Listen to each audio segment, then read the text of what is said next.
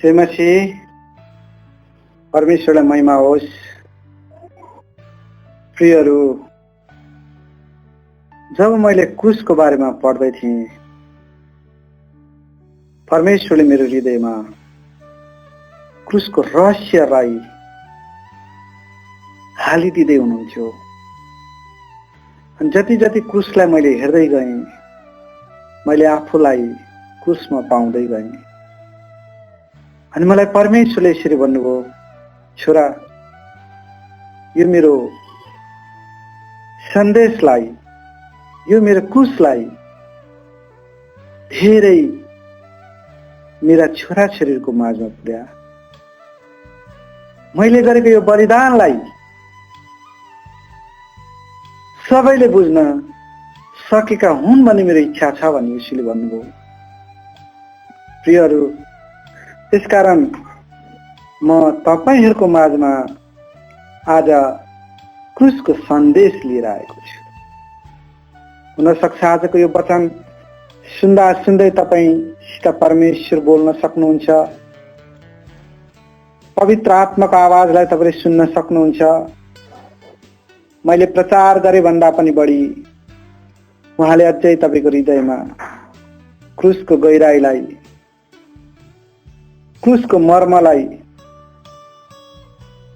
उहाँको दुःख भोगाईलाई अझै प्रकाशमा ल्याइदिन सक्नुहुन्छ। तपाईले जब यो वचन सुन्नुहुन्छ, परमेश्वरको आवाज सुन्नलाई तपाईहरु आफूलाई तयारीका साथ राख्नुहोस् भनी म भन्दछु। हुन्छ, छोटो प्रार्थना गर्छु। प्रभु येशू, तपाईलाई धन्यवाद दिन्छु आजको यो सुन्दर दिन अनि सुन्दर समयको लागि।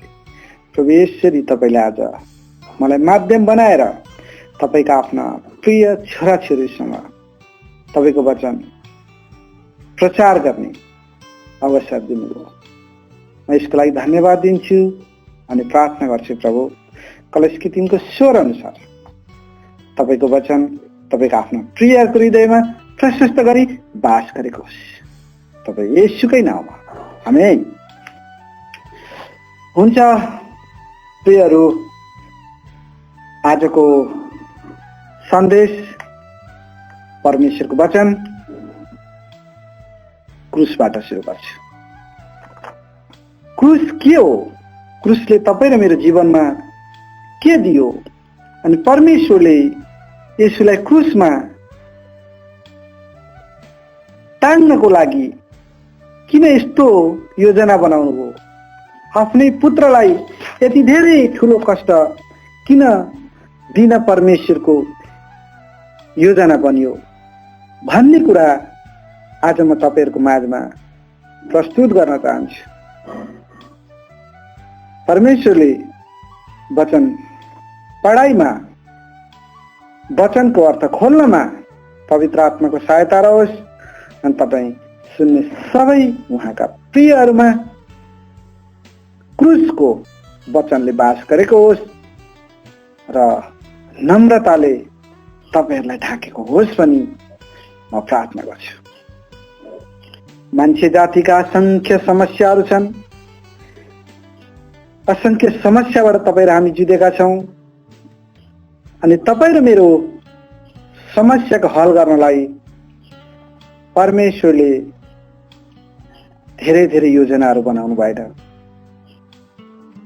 परमेश्वरले समस्या हलको बाटो धेरैवटा खोज्नु भएन। प्रियहरू, तपाई र मेरो समस्या हलको लागि परमेश्वरले एउटै स्थान चुन्नुभयो, त्यो हो येशूको क्रुस। क्रुस आज हामी मान्छे जाति आफ्ना समस्या हल गर्नको लागि हरेक प्रकारका बुद्धिहरू लडाउँछौं। धेरै जनाका ज्ञान र बुद्धिको सहायता लिन्छौं, तापनि हामी असफल हुन्छौं। जब हामी हार खाएर हाम्रो समस्याको हल परमेश्वर पिताबाट होस् भन्ने चाहन्छौँ र उहाँको शरणमा आउँछौँ। अनि त्यस समयमा तपाईँ र मेरो लागि उहाँले एउटै स्थान देखाउनुहुन्छ। त्यो स्थान हो येशूको क्रुस। येशूको क्रुस। हिब्रू 12:2 लेखिएको छ, येशूलाई हेर, अर्थात् क्रुसमा टाँगिएको येशूलाई हेर। हिब्रू 12:2 भन्छ। प्रियहरू, जति जति तपाईँ र म त्यो क्रुसलाई हेर्छौँ, हामी त्यति नै येशूलाई विश्वास गर्छौँ। क्रुसलाई हामी नपढिकन येशूलाई पढ्न सक्दैनौँ। त्यो क्रुसमा नै सबै कुरा सुरु अनि अन्त्य भएको छ। प्रियहरू, अनि जति हामी येशूलाई विश्वास गर्छौँ त्यति नै बढी हामी उहाँलाई धन्यवाद भन्छौँ। विश्वास र धन्यवाद एउटा यस्तो घुमौरो सिडी हो जसले तपाईलाई परमेश्वरको आशिषमा माथि माथि उहाँको पूर्णतामा उचाल्छ। प्रियहरू, हामी सबैले पाप गरेका छौँ। पापको कारण परमेश्वर हाम्रो सम्बन्ध बिग्रेको छ। अर्थात् हामीले एक अर्थमा परमेश्वरसित विद्रोह गरेका छौँ। हामी परमेश्वरका अगाडि विद्रोही देखिएका छौँ। उत्पत्ति 4:13 हामी अलिकति यो यसलाई हेरौँ। यसमा कैनले आफ्नो भाइको हत्या गर्छ। हत्या पश्चात परमेश्वरले कैनलाई दण्डको न्याय गर्नुहुन्छ। अर्थात् न्यायद्वारा दण्ड पाउँछस् भनेर उहाँले न्याय गर्नुहुन्छ। उसलाई दण्ड सुनाउनुहुन्छ। त्यो समय कैनले भन्छ, यो त अति भयो, मलाई सहन नसक्ने भयो भनेर कैनले प्रतिक्रिया दिएको छ। यहाँनिर दण्डको प्रयोग भयो। उक्त कुरा क्रुसमा भएको येशूको बलिदानमा लागू हुन्छ। येशू स्वयं त कुनै पापको लागि दोषी हुनुहुन्न थियो। यशाया 53:9 अगमवक्ता यशाया भन्छन्, उसले कुनै उपद्रव गरेन, उसको मुखमा कुनै छल थिएन। 6 पदले भन्छ, परमप्रभुले उसमाथि हाम्रा सबै अधर्म हालिदिनु भयो। येशूले हाम्रा अधर्म मात्र बोक्नु भएन, प्रियहरू, दण्ड पनि भोग्नु भयो। किन भोग्नु भयो त येशूले दण्ड भन्दा? यसको कारण हो कुनै पनि पापको कारणबाट, अधर्म र त्यसको परिणामबाट, नरकको गहिराईबाट शैतानले ल्याउने अधर्मको मार्गलाई उहाँले क्रुसमा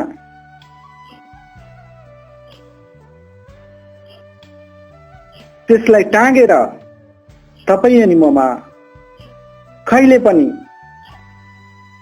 शैतानले उब्जाउने, शैतानले ल्याउने अधर्मको पाप हामी विजय नहोस् भनेर परमेश्वरले येशूलाई क्रुसमा टाँग्नुभयो। अर्थात् येशूलाई हाम्रा सबै अधर्म बोकाउनु भयो। प्रियहरू, अझै हामी गहिरेर क्रुसको बारेमा हेरौँ। यसको उद्देश्य, परमेश्वरले येशूलाई क्रुसमा टाँग्ने उद्देश्य किन बनाउनु भयो, यसको बारेमा म तपाईहरुलाई भन्दछु। क्रुसमा परमेश्वरले यसलाई दण्डित हुनलाई नियुक्त गर्नुभयो। यसमा परमेश्वरले लेनदेन गर्नुभएको छ।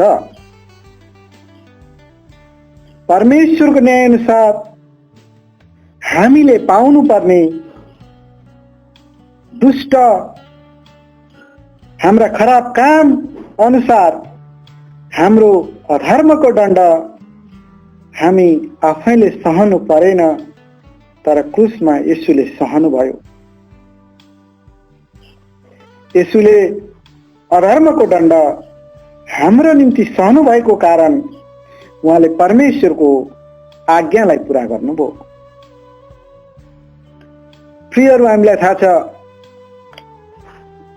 परमेश्वरको आज्ञा मान्नेहरूले आशिष पाउँछन् अनि परमेश्वरको आज्ञा नमान्नेहरूलाई दण्ड हुन्छ अथवा श्रापमा पर्छन् भनेर हामीले व्यवस्था 28 लाई हेरेका छौँ। व्यवस्था 28 को 1 देखि 14 आशिषका कुरा, 15 देखि 68 श्रापका कुराहरूलाई हामीले राम्रोसँग पढेका छौँ, बुझेका छौँ।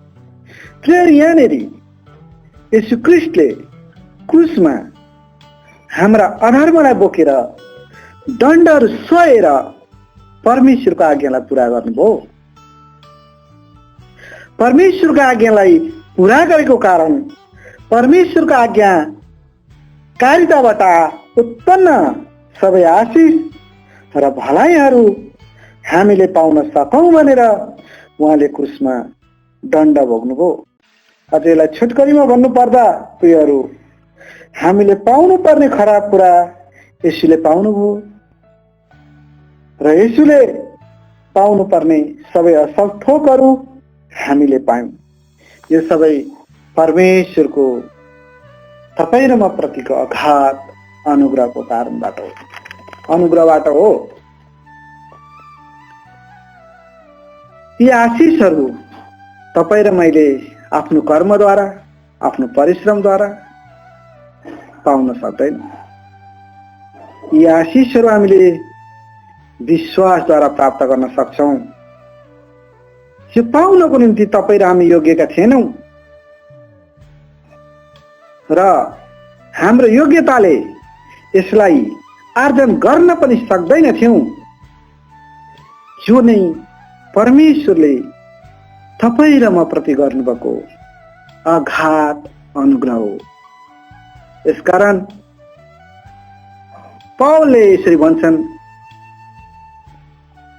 परमेश्वरको सुसमाचार नै अनुग्रह हो। अर्थात् अनुग्रह बिना अर्को कुनै सुसमाचार छैन भनी पौलले भन्छ। येशूको क्रुसको दुःखलाई प्रियहरू अझै हामी राम्रोसँग बुझ्नेछौँ र यसले स्थापित गरेका, तपाईँ र मेरो लागि स्थापित गरेका मूल्य मान्यताहरूलाई हेर्नेछौँ, सत्यतालाई हेर्नेछौँ। यसले दुईवटा सत्यलाई स्थापित गर्यो ती एकअर्कासँग गाँसिएका छन्, एउटा आत्मिक र अर्को शारीरिक। आत्मिक पक्ष, येशूले हाम्रा पाप र अधर्मको दण्ड पाउनुभयो, जसको सट्टामा प्रियहरू हामीले क्षमा पाएर परमेश्वरसँग मिलाप पायौं। रोमी 5:1 अनुसार हाम्रो मिलाप परमेश्वरसँग भएको छ। त्यसको आत्मिक पक्ष हो, येशूले हाम्रा पाप र अधर्मको दण्ड पाउनुभयो। अर्को शारीरिक पक्ष, येशूले हाम्रो रोग र दुःख भोग्नुभयो ताकि हामी उहाँको कुराको चोटले निको हुन सकौं। यहाँ शारीरिक अदला बदली अनुसार मत्ती 8:16-17 र यशाया 53:4 अनुसार उहाँ आफैले हाम्रा कमजोरी लिनुभयो र रोगहरू बोक्नुभयो। यसलाई अझ सरल भाषामा भन्दा प्रियहरू, हामीलाई क्षमा गरिन येशू दण्डित हुनुभयो, हामीलाई निको पार्न येशू घायल हुनुभयो। प्रियहरू, आज साँच्चै तपाईँले यो क्रुसको मर्मलाई जति बुझ्दै जानुहुन्छ अनि यदि तपाईँ शरीरमा, आत्मामा कुनै किसिमको रोगमा हुनुहुन्छ भने प्रियहरू, म घोषणा गर्छु, यो दाबी गर्छु, यो वचन नसिद्धिकनै तपाईँ पूर्ण रूपमा शरीरका रोगहरूबाट छुटकारा पाउनुहुन्छ, आत्माका रोगहरूबाट छुटकारा पाउनुहुन्छ र तपाईँ आफूले आफूलाई एउटा नयाँ सृष्टिको रूपमा पाउनुहुन्छ, एउटा नयाँ सृष्टि भएको अनुभव गर्नुहुन्छ। हेर्दै जाउँ प्रिय, अझै हामी गहिरेर जाउँ क्रुसको बारेमा। अर्को पक्ष, पापै नचिन्नुहुने येशूलाई पापी बनाइयो ताकि हामी उहाँको धार्मिकताद्वारा धार्मिक बन्न सकौं भनेर परमेश्वरले पापै नचिन्नुहुने येशूलाई पापी बनाउनुभयो र क्रुसमा दण्ड भोग्न दिनुभयो। ख्रीष्टको क्रुसको मृत्युबाट हामीले येशूको जीवनमा प्रवेश गर्न सक्यौं।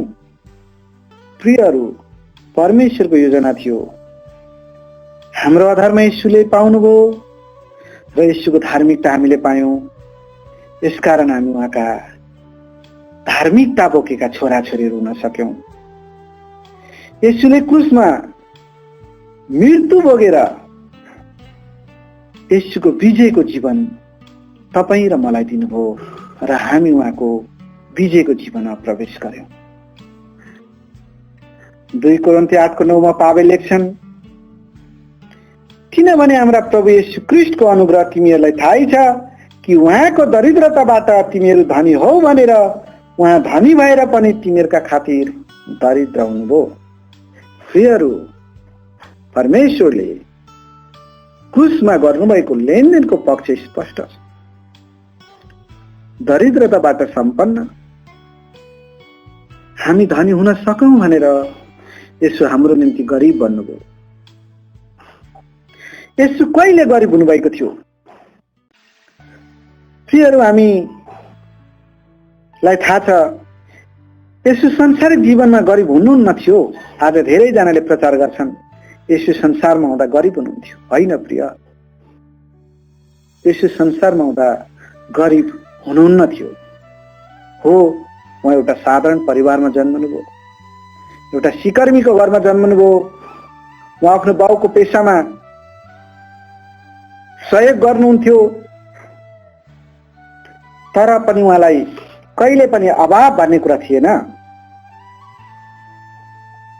उहाँले आफ्नो साथमा हुने चेलाहरूलाई पनि दिन सिकाउनुहुन्थ्यो। आफ्नो साथमा हुने चेलाहरूलाई उहाँले उहाँको काममा पठाउँदा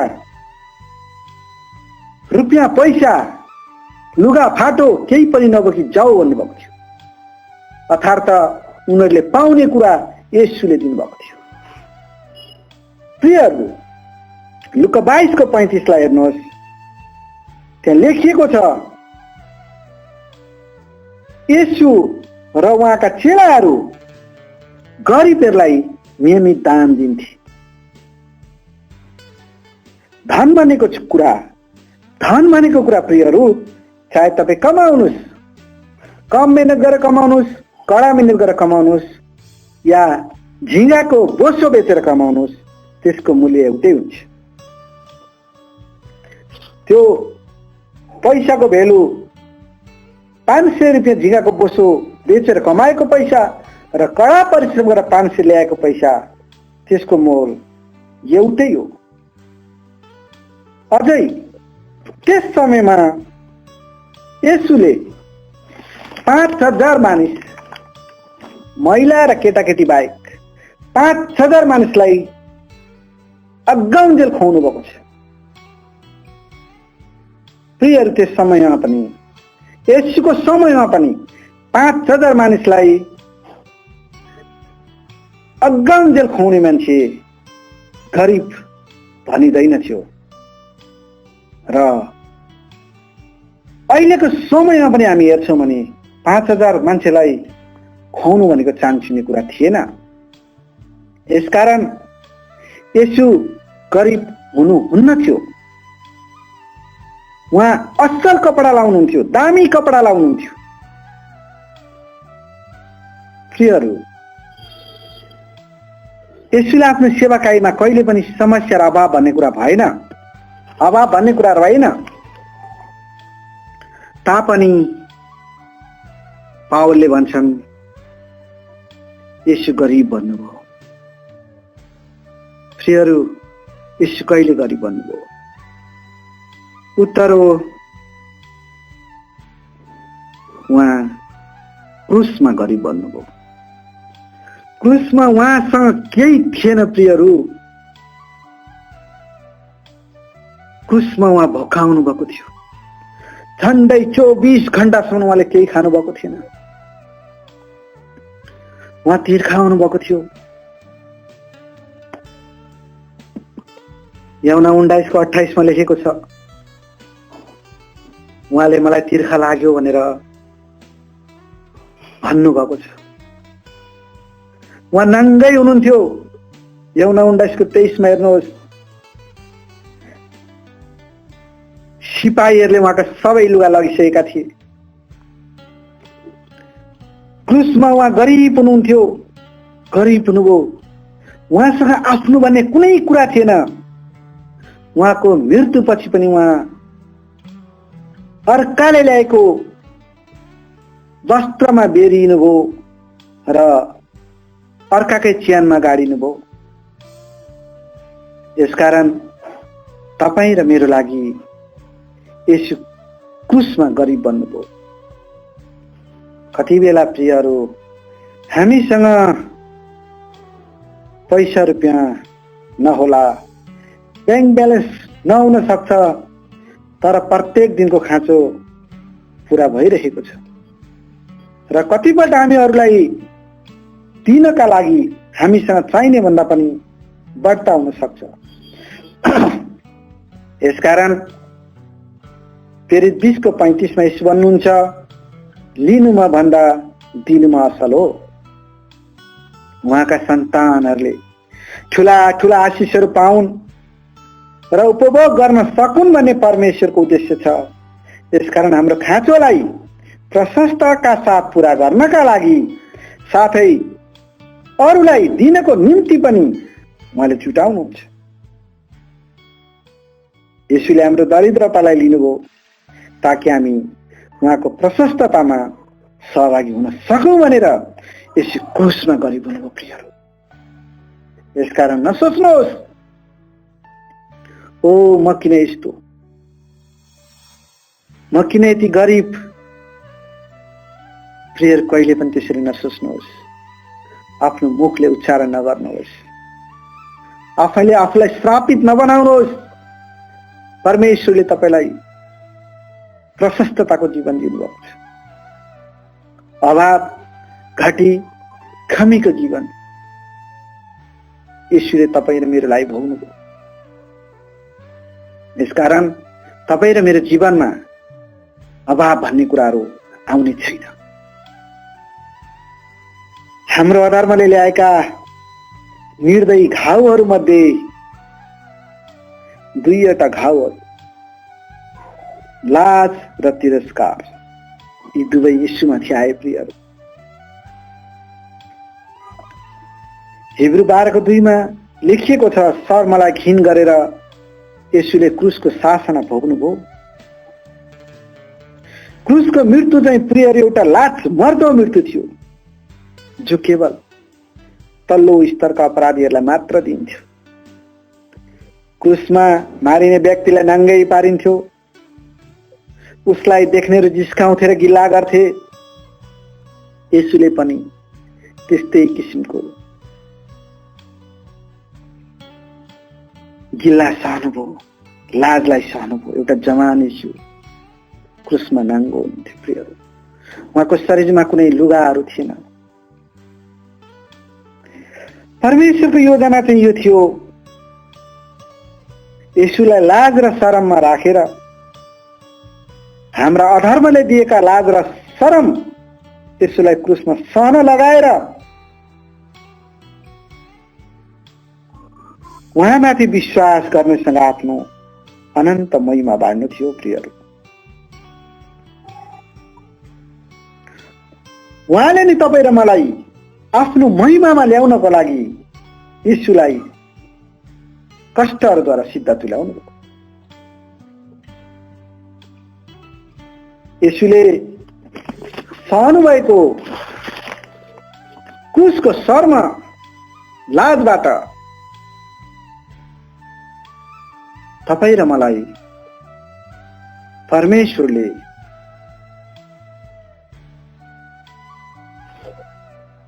कहिले पनि लाजमा नपर्ने गरी ढोका खोलिदिनु भयो।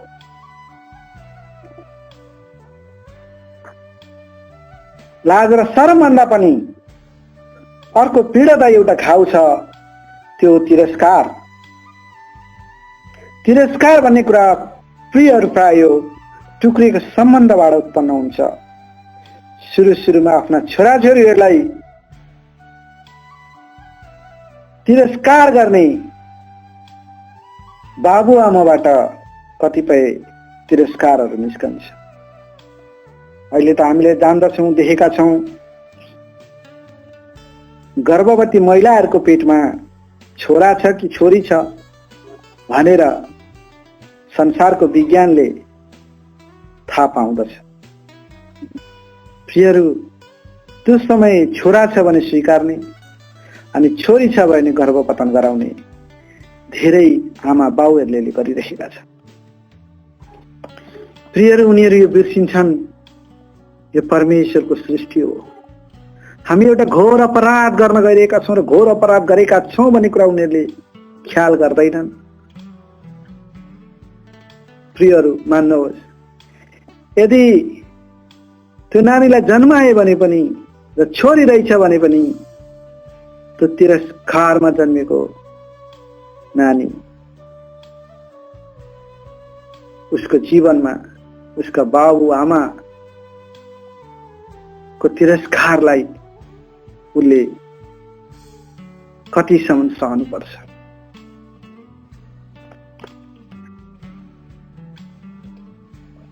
तिरस्कार, परमेश्वरले यसलाई तिरस्कार दिनुभयो, तिरस्कार गर्नुभयो। तिरस्कार भनेको प्रियहरू दुःखको पराकाष्ठ हो।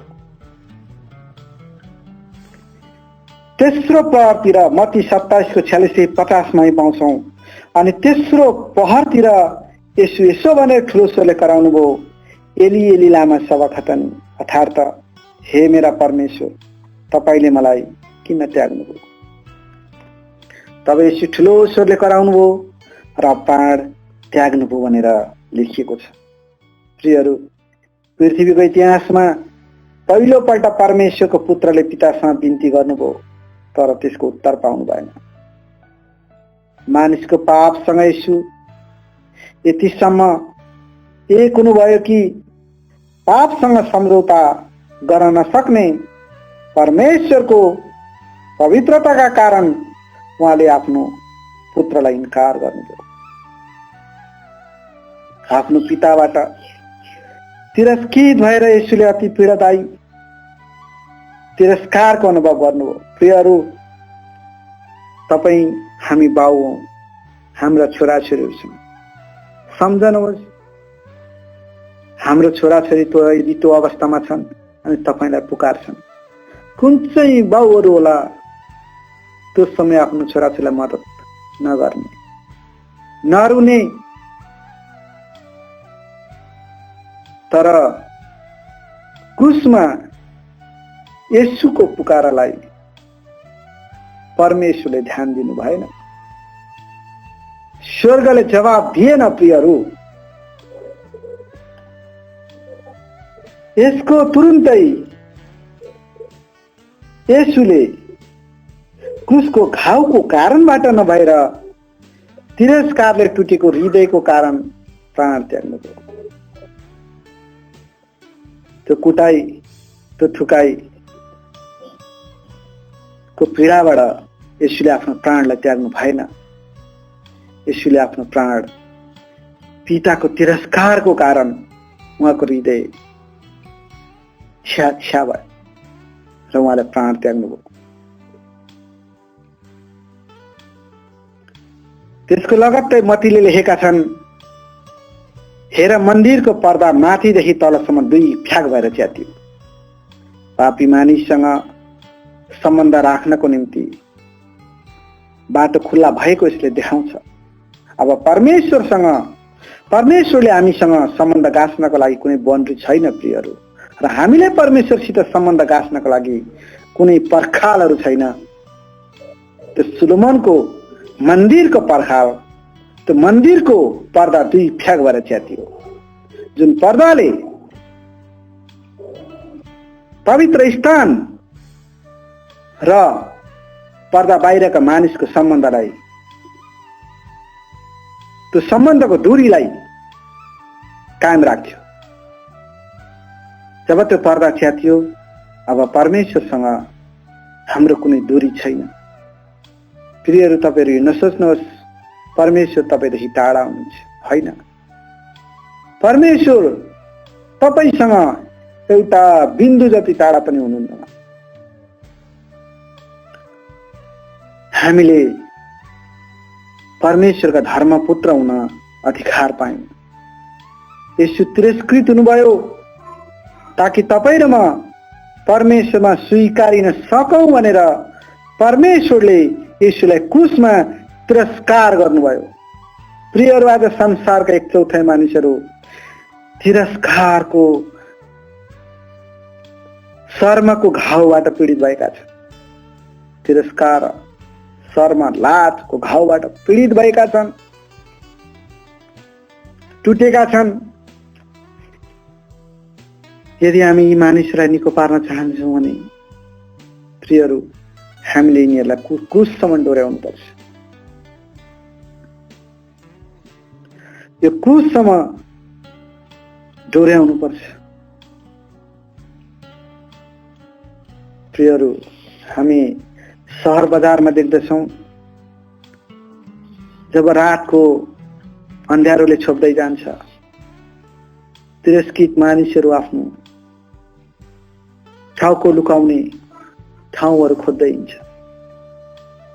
न त दिनमा न त रातमा उनीहरूको वास्ता गर्छ कसैले। हजारौं गाडीहरू कुद्छन्, हजारौं मानिसको भिडमा उनीहरू बसेका छन्, तर कसैको नजर उनीहरूसित छैन। देख्नेहरूले उनीहरूबाट आफ्नो मुहारलाई हटाउँछ। ती तिरस्कार भएका मानिसहरू छन्। प्रियहरू, आज तिनीहरूलाई निको पार्ने हो भने हामीले उनीहरूलाई क्रुससम्म डोर्याउनुपर्छ, क्रुससम्म ल्याउनुपर्छ। यो साटासाटको अर्को पक्ष हामी यसरी हेर्न सक्छौं। पावल गलाती 3:13-14 वर्णन गर्छन्, हाम्रा निम्ति श्राप बनेर ख्रीष्टले हामीलाई व्यवस्थाको श्रापबाट मोल तिरेर छुटाउनु भयो, किनकि काठमा झुन्डिने हरेक श्रापित हुन्छ भन्ने लेखिएको छ। कि यसु ख्रीष्टमा अब्राहमको आशीष अन्य जातिहरूलाई आओस् र विश्वासद्वारा प्रतिज्ञा गरेको आत्मा हामीले पाउन सकौं भनेर परमेश्वरले यसुलाई श्रापित तुल्याउनु भयो काठमा। प्रियहरू, त्यो समय काठमा झुन्ड्याउने मानिस राम्रो हुन्थेन, हामीले जान्दछौँ। ज्यान सजाय पाएको अपराधीलाई काठमा झुन्ड्याइन्थ्यो र यसरी बुझिन्थ्यो त्यो मानिसमाथि परमेश्वरको श्राप परेको ठानिन्थ्यो। त्यसै गरी क्रुसको काठमा यसु यसकारण टाँगिनु भयो ताकि हामीहरू परमेश्वरको आशीषमा पस्न पाऊँ भनेर यसु हाम्रो निम्ति श्रापित बनेर क्रुसमा टाँगिनु भयो। यसुमाथि आएको यो श्रापलाई व्यवस्थाको श्राप भनिन्छ। प्रियहरू, हामीलाई थाहा छ व्यवस्था 28 मा मूसाले परमेश्वरको आज्ञा पालन गर्दा आउने आशीष र नगर्दा आउने आशीषको ठुलो एउटा लामो सूची तयार गरेका छन्। व्यवस्था 28 को 15 देखि 68 सम्मका श्रापमा होचिनु, बाँझोपन, मानसिक शारीरिक रोग, पारिवारिक समस्या, गरिब, परिजात, पराजय, बन्धन, कैद, थिचोमिचो, असफलता र परमेश्वरबाट त्यागिनु अर्थात् परमेश्वरबाट वास्ता नगरिनु भन्ने जस्ता श्रापहरू छन्।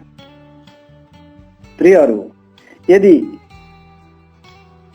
अहिले उल्लेख गरेका यी श्रापहरू तपाईँ र मेरो जीवनमा कुनै पक्षसँग मेल खान्छ कि? परमेश्वरको आशीष आउने ज्योतिलाई तपाईँ र मेरो जीवनमा आउनको लागि रोक्ने कि अन्धकारका छायाहरूले आशीषहरू बन्द गरेको छ कि? यदि यही कारणबाट तपाईहरू आशीषबाट वञ्चित हुनुभएको छ भने त्यसको कारण हो प्रियहरू श्राप, श्राप, श्राप। व्यवस्थाको श्रापबाट तपाईले स्वतन्त्र हुनुपर्छ। यसुमाथि आएको श्रापको विकराल भएको कारण उहाँलाई धन्यको भन्न एकपटक प्रियहरू क्रुसमा झुन्डिएको उहाँको अवस्थामा चाहिँ विचार गरौँ। कस्तो अवस्था थियो त येशूको क्रुसमा? प्रियहरू, आफ्नै देशका बासिन्दाबाट येशू इन्कारिनुभयो, आफ्नो सहरका बासिन्दाबाट इन्कार गरिनुभयो, आफ्नो गाउँका मानिसहरूबाट इन्कार गरिनुभयो, आफ्नो एउटा चेलाले धोका दियो, सबैले उहाँलाई त्यागे, स्वर्ग र पृथ्वीको बीचमा उहाँलाई नाङ्गै पिटियो, असंख्य घाउले उहाँको शरीर विच्छेद भएको थियो, सारा मानिस जातिको दोषले उहाँको प्राण थिचिएको थियो। प्रियहरू, पृथ्वीले उहाँलाई त्यागिसकेको थियो भने स्वर्गले उहाँको वेदनालाई सुनेन। यति मात्र नभएर सूर्यले पनि आफ्नो प्रकाशलाई लुकाएर अन्धकारले उहाँलाई छोपेपछि उहाँको जीवनमा रक्त थोपा थोपा भएर उहाँको जीवन माटो र ढुङ्गिनी जमिनमा पर्यो, माटो र ढुङ्गिनी जमिनमा खस्यो। तापनि यस्तो अन्धकारमय अवस्थामा समेत अब सिद्धियो भनेर एउटा अन्तिम विजयलाई येशूले भन्नुभयो, उद्धार गर्नुभयो। अब सिद्धियो भन्ने शब्द दुईटा देखे पनि यसको एउटै अर्थ हुन्छ, सबै कुराको पूर्ण भयो, सबै कुरा पूर्ण भयो, सबै कुरा सिद्धियो। परमेश्वरको व्यवस्था भङ्ग गरे बापत मानिसमा आएको, तपाईँ र ममा आएको सम्पूर्ण श्रापलाई यसुले रित्याउनु भएको छ। तपाईँ परमेश्वरको सम्पूर्ण आशिषमय जीवनमा प्रवेश गर्न सक्नुहुन्छ। प्रियहरू, यदि परमेश्वरको आशिषमय जीवनमा प्रवेश गर्नको लागि तपाईँ र मलाई कुनै अवरोध छ भने, कुनै बाधा छ भने अझै पनि त्यो एउटा कुरा हो, त्यो भनेको क्षमा नगरेको पाप। येशूको बलिदानद्वारा तपाईँका सबै पापहरू क्षमा भएका छन् भन्ने कुराको तपाईँलाई विश्वास छ भने तपाईँलाई कुनै पनि पापले उहाँको आशिषमा प्रवेश गर्न रोक्दैन। प्रिय, हामी सबै प्रार्थना गर्छौँ, क्षमा माग्छौँ, हाम्रा गल्तीहरूमा हामी क्षमा माग्छौँ।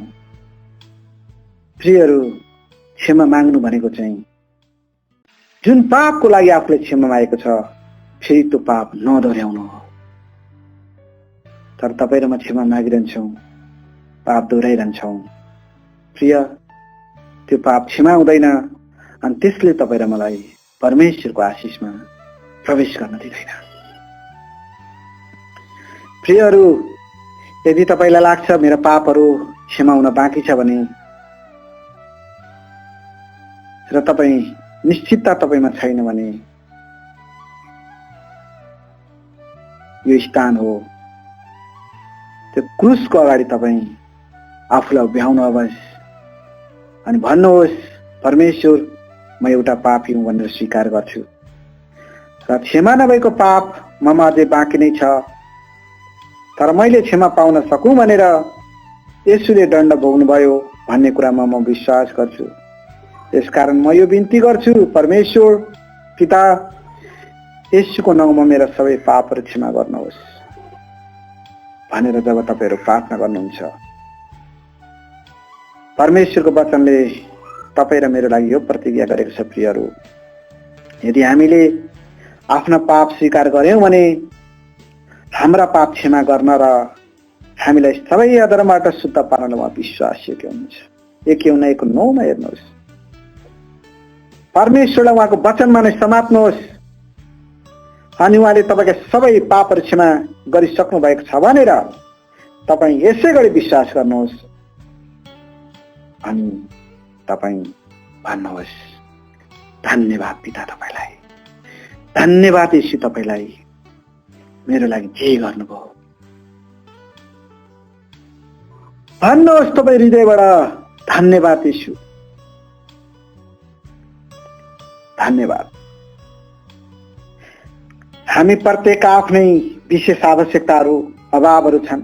हामीले अघि हेर्यौं, अघि पढ्यौं, र हामी प्रत्येकले परमेश्वरको आशिष पाउन सकौं भनेर व्यक्तिगत रूपले तपाईँ र म उहाँकोमा आउनुपर्छ।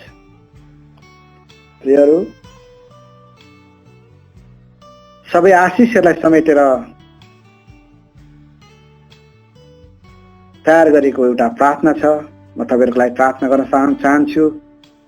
अनि यो सबै आशिषहरूलाई भन्नु पर्दा यी सबै आशिषहरू तपाईँ र मेरो उद्धारका लागि हुन् अनि सबै उद्धारभित्र समेटिएका छन्। उद्धार भनेको प्रियहरू छुट्याइएको भन्ने हो। उद्धार परमेश्वरले तपाईँ र मेरो उद्धार गर्नको लागि उहाँले आफ्नो पुत्रलाई छुट्याउनु भयो अनि पुत्रको बलिदानद्वारा ठूलो मूल्य चुकाएर परमेश्वरले तपाईँ र मेरोलाई आफ्नो बनाउनु भयो। यो तपाईँ र मेरो लागि उद्धार हो। आज हाम्रो विश्वासीको जीवनमा उद्धारको बारेमा बुझ्नु जरुरी छ। हाम्रो उद्धार कसले गर्यो, किन भयो र हामी उद्धार पाएका छौं कि छैनौं भन्ने कुराको ज्ञान हुनु आवश्यक छ। प्रियहरू, क्रुसले तपाईँ र मलाई उद्धार गर्यो। हुन्छ, सानो प्रार्थना गर्छु। तपाईहरु सबैजना यो प्रार्थनालाई विश्वासका साथ ग्रहण गर्नुहोस्। मैले अघि नै भने जसले आज यो वचनलाई सुन्नुहुन्छ, सुन्दै जानुहुन्छ, प्रियहरू, तपाईँ आफूलाई एउटा नयाँ सृष्टि भएको अनुभव गर्नुहुन्छ, महसुस गर्नुहुन्छ। तपाईका शरीरमा जुनसुकै किसिमका रोग हुन्, क्यान्सर, एड्स, जस्तासुकै डरलाग्दा रोगहरू हुन्, एलर्जीका रोगहरू, भाइरसका रोगहरू, तपाईँ सबै किसिमका रोगहरूबाट छुटकारा पाउनुहुन्छ। तपाईँ हरेक किसिमका कमजोरीबाट छुटकारा पाउनुहुन्छ। र मैले यो पनि भने तपाईहरुसँग यो वचन सुन्दा सुन्दै पवित्र आत्मा बोल्न सक्नुहुन्छ। प्रियहरू, यदि तपाईसित परमेश्वर बोल्नुभयो भने र उहाँले तपाईबाट चाहनुभयो अझै केही कुरा चाहनु भने तपाईँ उहाँको इच्छालाई पूरा गर्नुहोस्। म प्रार्थना गर्छु यस घडी तपाईहरु सबैको लागि विश्वास गर्नुहोस् र वचनलाई आफ्नो हृदयमा राख्नुहोस्। प्रभु येशू, हामी निको हुन सकौं भनेर तपाई हाम्रो निम्ति घायल हुनुभयो। यसको लागि हामी तपाईलाई धन्यवाद चढाउँछौं। प्रभु येशू, हामी तपाईलाई धन्यवाद दिन्छौं। हामी तपाईको धार्मिकता बन्न सकौं भनेर तपाई हाम्रो पापको कारण पाप बन्नुभयो। प्रभु येशू, हामी तपाईलाई धन्यवाद भन्छौं। हामीले तपाईको जीवन पाउन सकौं भनेर तपाईले हाम्रो मृत्यु मर्नुभयो। धन्यवाद भन्छौं प्रभु तपाईलाई। हामीले तपाईको प्रशस्तताको अनुभव गर्न सकौं भनेर तपाईले हाम्रो गरिबीलाई क्रुसमा सहनुभयो। येशू, तपाईलाई धन्यवाद। तपाईको महिमामा सहभागी हुन सकौं भनेर तपाईले हाम्रो लाज थाम्नुभयो। येशू, तपाईलाई धन्यवाद भन्छौं। पिताको अगाडि तपाईद्वारा हामी स्वीकारिन सकौं भनेर तपाईलाई हाम्रो तिरस्कारलाई सहनुभयो। पिताको तिरस्कारलाई सहनुभयो। प्रभु येशू, हामी धन्यवाद भन्छौं। हामी आशीषमा प्रवेश गर्न सकौं भनेर तपाई हाम्रो निम्ति श्राप बन्नुभयो। आमेन। प्रियहरू, मैले भने अब तपाई येशूलाई हिजोको भन्दा आज धेरै धन्यवाद भन्नुहुन्छ। अब यो धन्यवादको तपाई जब मलाई धन्यवाद दिनुहुन्छ, क्रुसलाई तपाई सम्झदै, क्रुसको दुःखलाई सम्झदै, तपाईको लागि येशूले गर्नुभएका ती महान कार्यहरूलाई सम्झदै उहाँलाई धन्यवाद भन्नुहोस्। तपाई जति धेरै क्रुसलाई हेर्नुहुन्छ, तपाई त्यति नै उहाँमाथि विश्वास गर्न सक्नुहुन्छ। जति धेरै येशूलाई विश्वास गर्नुहुन्छ, त्यति धेरै उहाँलाई धन्यवाद दिनुहुनेछ। विश्वास र धन्यवाद चाहिँ एउटा यस्तो घुमाउरो भर्याङ हो, भर्याङ जस्तै हो जसले तपाईलाई परमेश्वरको आशिषमा माथि माथि उहाँको पूर्णतामा उचाल्छ। परमेश्वरलाई महिमा होस्। परमेश्वरको इच्छा अनुसार पवित्र आत्माको अगुवाईमा मैले तपाईहरुको माझमा क्रुसको सन्देश प्रचार गरेको छु। प्रियहरू, विश्वास गर्छु तपाईहरु सबैजना क्रुसको वचनद्वारा आशिष हुनुभएको छ। परमेश्वरलाई महिमा होस्।